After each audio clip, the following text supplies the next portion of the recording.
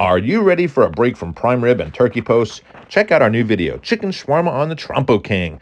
I start with boneless, skinless chicken thighs and coat them in a bed of Mediterranean spices that'll make your taste buds dance. A little onion, squeeze a lemon, finish it off beautifully. Go ahead and fill your grill with Fogo charcoal and stack your meat on the Trompo-King. Pack it on there tightly, insert the meter thermometer, and set it on the grate to cook. Let that Fogo do its thing. Remember, it's the wood that makes it good. You can't have shawarma without a good Greek yogurt sauce, and we made an incredible Mediterranean salad to keep it fresh. Just look at this deliciousness. That char is the star. The Messermeister made short work of the meat stack. Just look at that pita stuffed with all that goodness. Captain Ron, out.